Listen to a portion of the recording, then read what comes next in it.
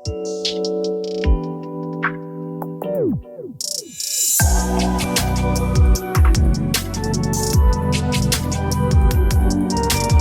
Everyone, कैसे हो आप लोग।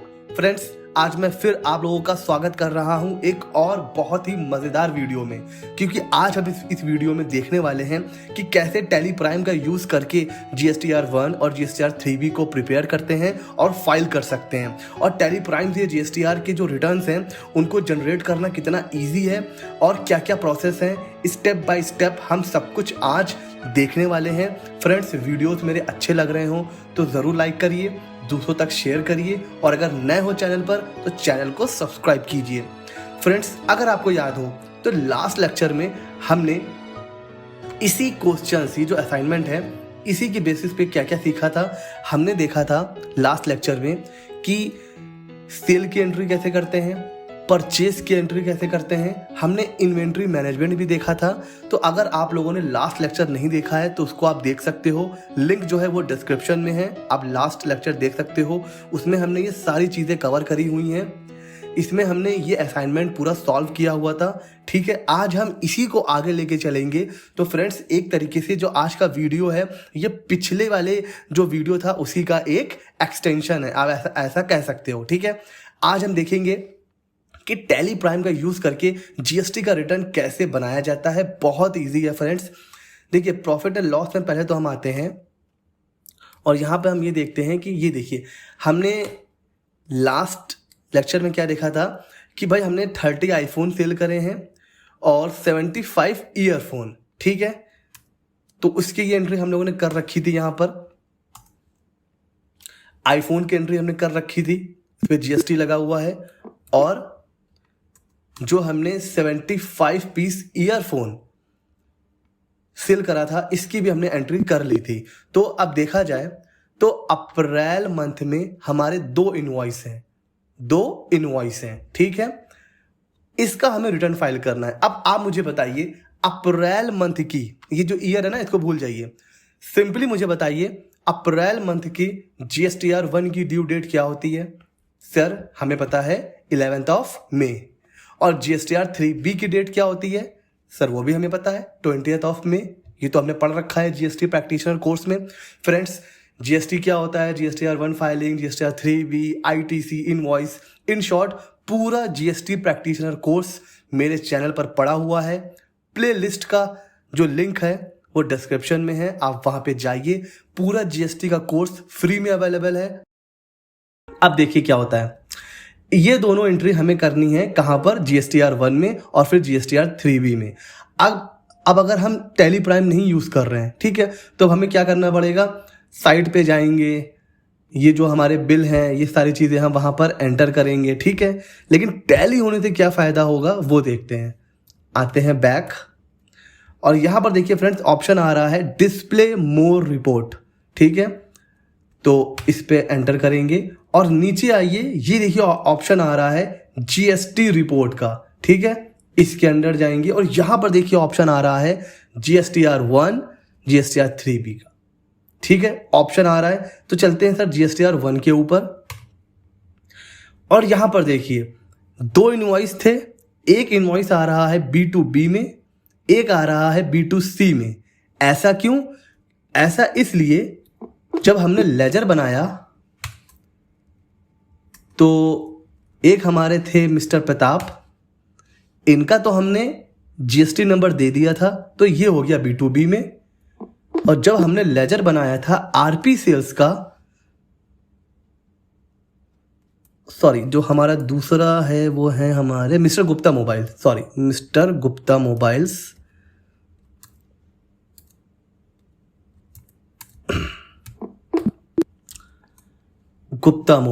ठीक है, तो ये अनरजिस्टर्ड है। ठीक है, तो दो बिल है, एक B2B का है, एक B2C का है। इसीलिए यहां पर आएंगे, डिस्प्ले मोर रिपोर्ट में जाएंगे, GST रिपोर्ट में जाएंगे और GSTR 1 में जाएंगे। तो एक इनवॉइस जो हमारा है 3,50,000 वाला, ये वाला मिस्टर प्रताप, ये जो है B2B में गए हुए हैं, और जो गुप्ता मोबाइल्स हैं वो B2C में चला गया है। ठीक है, अब हमें क्या करना है, सिंपली यहां से जीएसटी का जो रिटर्न है वो जनरेट करना है। तो हमें पता है जीएसटी की साइट पे कौन सा फॉर्मेट है जो अपलोड होता है, सर जेसन फाइल, ये हमें पता है। तो जेसन फाइल हम यहां से जनरेट करेंगे। ऑप्शन देखिए ऊपर आ रहा है, यहां पर एक्सपोर्ट का आ रहा है, ठीक है। यहां पर देखिए ई रिटर्न का ऑप्शन आ रहा है, इसके ऊपर करेंगे क्लिक। यहां पर देखिए 3 ऑप्शन आ रहे हैं, CSV, एक्सेल, जेसन। तो अगर आपको कुछ क्रॉस चेक करना है तो आप एक्सेल में भी इंपोर्ट कर सकते हो। हमें चीज़ें सही हैं, जीएसटी के जो पोर्टल है वो जेसन फाइल ही एक्सेप्ट करता है, तो हम यहाँ से जेसन फाइल कर देंगे और उसके बाद सिंपली सेंड करके देखते हैं। तो ये इसने हमारी जो फाइल है जेसन फाइल, ये इसने यहां जनरेट कर दी है। कितना इजी है, कितना टाइम लगा, हमने बस एक बार एंट्री करी और GSTR1 और GSTR3 भी अपने आप जनरेट हो गया। एक्सपोर्ट पे जाना है, ई रिटर्न पे जाना है और यहां से जेसन पे जाना है और एंटर करते करते करते एक्सेप्ट कर लेना है। हमारी जो जेसन फाइल है वो यहां जनरेट हो चुकी है। अभी कुछ नहीं करना है, सिंपली आपको बस लॉगिन करना है, जो भी आपका आईडी पासवर्ड होगा, ठीक है। आपको वहां पर बस सिंपली लॉगिन करना है और लॉगिन करने के बाद हमें पता है कहां जाना होता है, रिटर्न डैशबोर्ड। मैं सिर्फ आपको समझाने के लिए बता रहा हूं कहां जाना है, ठीक है। उसके बाद जो भी क्वार्टर है, जो भी मंथ है वो आप सेलेक्ट कर सकते हैं और फिर यहाँ पर जाना है। और ये आ रहा है ना प्रिपेयर ऑनलाइन ऑफलाइन।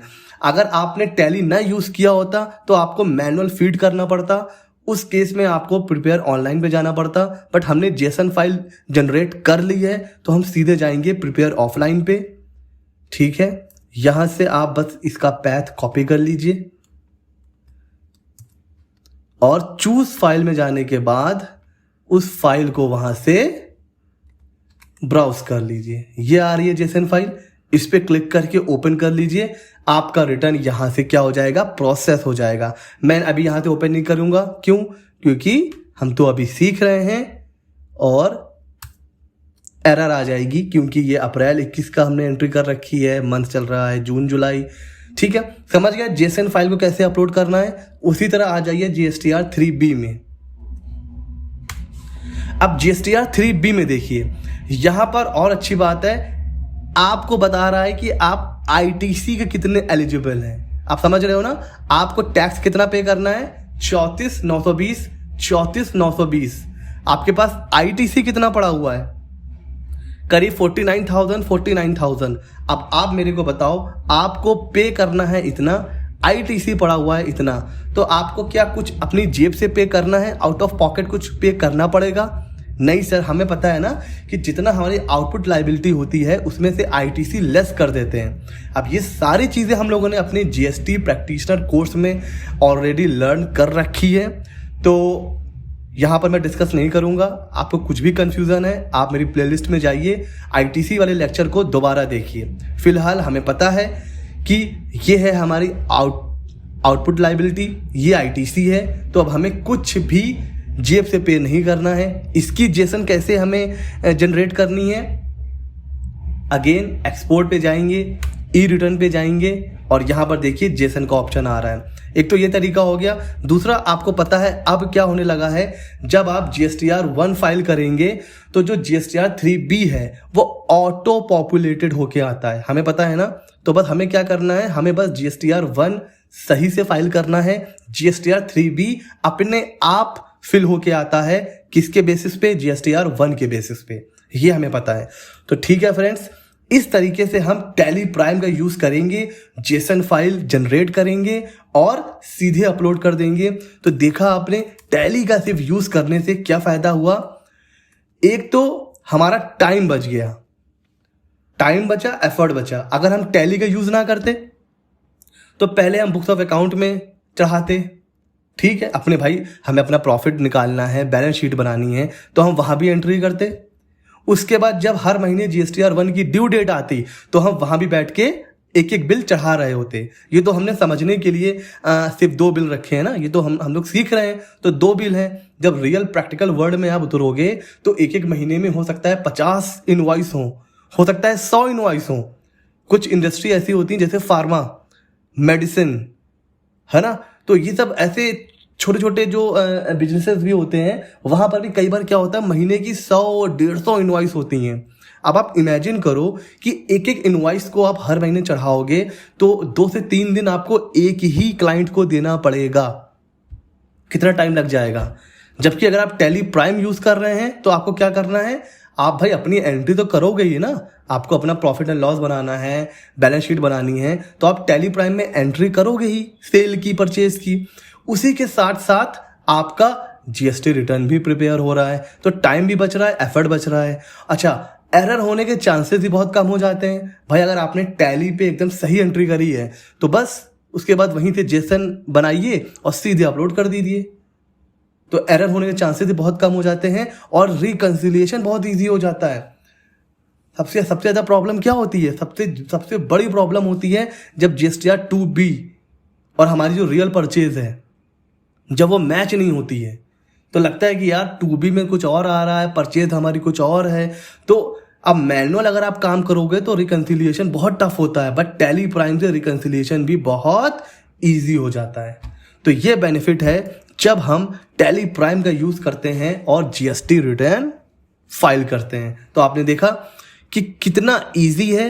एक बार फिर से फटाफट रिवाइज कर लेते हैं। आपको कुछ नहीं करना है, बस एंट्री करनी है। एंट्री करने के बाद क्या करना है, आपको आना है डिस्प्ले मोर रिपोर्ट में, उसके बाद आपको आना है जीएसटी रिपोर्ट में, फिर उसके बाद जीएसटीआर 1 या जीएसटीआर 3B जो भी आपको फाइल करना है वहां पर जाइए। ऊपर ऑप्शन आ रहा है एक्सपोर्ट का, वहां पर जाइए। एक्सपोर्ट पे जाने के बाद ई रिटर्न और यहाँ पर जेसन फाइल, उसके बाद सीधे आप एक्सेप्ट करके सेव कर दीजिए। फिर लॉगिन करना है जीएसटी के साइट पे। अगर आपको जीएसटी के साइट पे डायरेक्टली जाना है तो देखिए यहाँ पर ऑप्शन आ रहा है ओपन जीएसटी पोर्टल। जैसे ही आप यहाँ क्लिक करोगे तो वो आपको ऑटोमेटिक जीएसटी पोर्टल पे ले जाएगा। ठीक है फ्रेंड्स, बहुत इजी मेथड है। कोई भी चीज ना समझ में आई हो दोबारा देखिए, फिर भी ना समझ में आए तो नीचे कमेंट में मुझसे पूछिए। मिलते हैं अगले वीडियो में, तब तक स्टे सेफ, स्टे हेल्दी।